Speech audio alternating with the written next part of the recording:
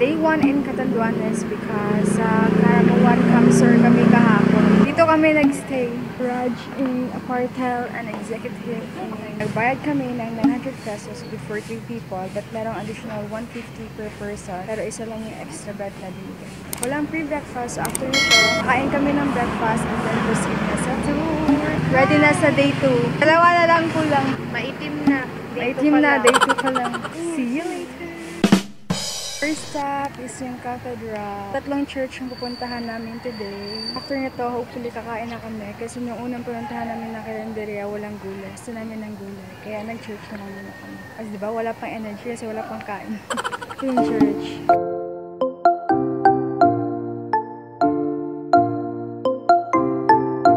Second stop, the Happy Island, Catanduanes Landmark. Doon yung happy pictures.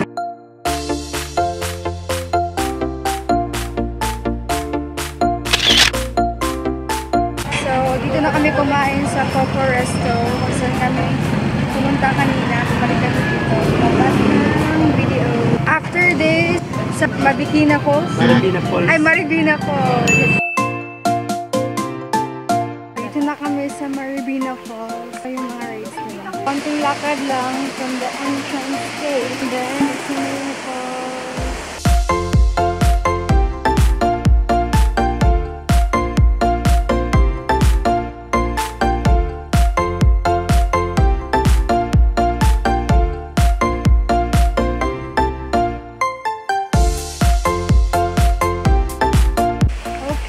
Kami naligo kasi mag-island hopping kami mamaya. After nito, pupunta kami sa Bato Church. By the way, hindi kami nagbayad sa cottage. Saka sa entrance fee, wala pang bantay. Kami pa lang yung tao dito, except sa mga umakyat sa taas para kumuha na baka, no? Hindi nagbayad. I mean, hindi na may intention na hindi magbayad, pero wala pang bantay. 7 AM pa kasi ngayon. 7 to 8 AM. So, see you sa Bato Church. Next stop, yung Bato Church. Tapos ito yung church. Linisan lang yan. Kasi puro damo yan eh. Diba nasa picture niya kulay green? Kasi hindi naman pwede yung aeronabit kasi gawa talaga yan sa bato. Pero pag mga 1 year yan, balik naman yan sa dati. Mga 1 year daw, may mga damo-damo na naman siya. Ano naman damo naman. Tapos dyan sa loob, may mga paniki.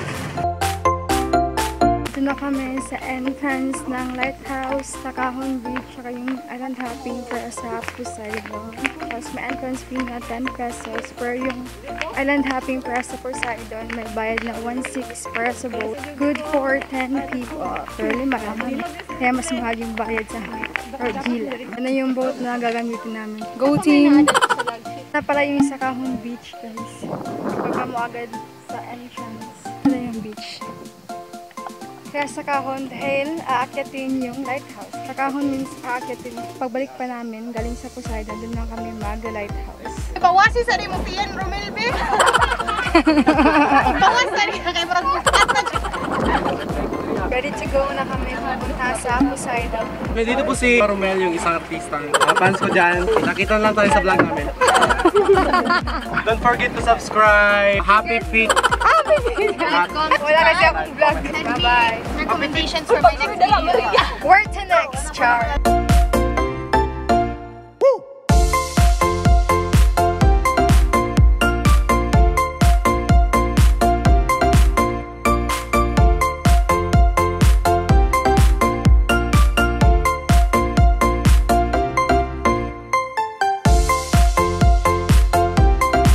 Then guys, yung lagoon. Tingnan nyo. Amazing love. Ganda! Dali! Wow!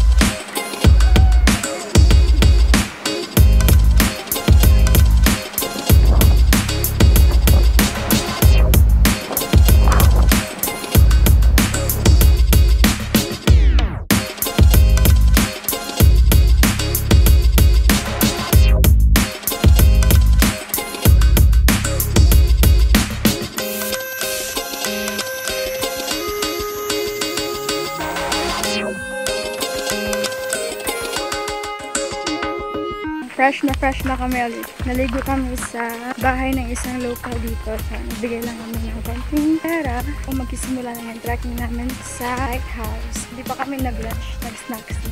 Later na lang kami magla-lunch kasi wala silang kanyang dati. Yung tour guide lang. Yung naka-green. Mga 30 minutes walk daw to. May stairs naman. First tip lang. Pero G. Diyan na lang kayo.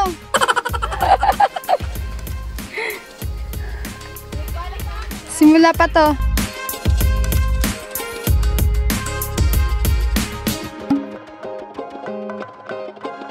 Dito na kami sa lighthouse. Finally, look at the view. Ganda ng view guys. Worth it lang yung trek.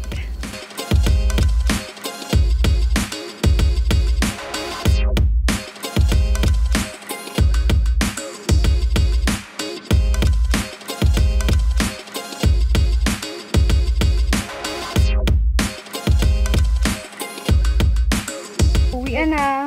Trek na naman ng 30 minutes. Back in Sakahon Beach. Yan ang trail papunta sa lighthouse. Ito na yung Sakahon Beach. Dito na kami sumakay ng boat papunta sa Poseidon. Sasakay na kami ng trike pabalik sa sentro. Then doon na kami kakain ng lunch, late lunch kasi almost 3 p.m. na.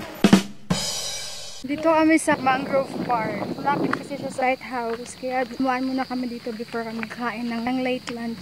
Ito na yung Mangrove Park. Dito guys. Kunti pa lang yung napuntahan ko ng mga Mangrove Park. Pero ito yung pinakamaganda so far. Mas maganda daw sabi ni Kuya pag may boating dito.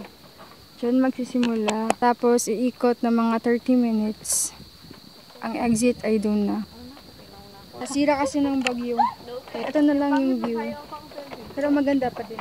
Paano nila yung bridge? Iikutin niya dapat.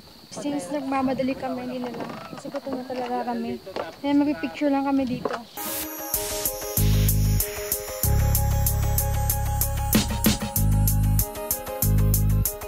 Bukan sa akin. Ito yung ulam namin.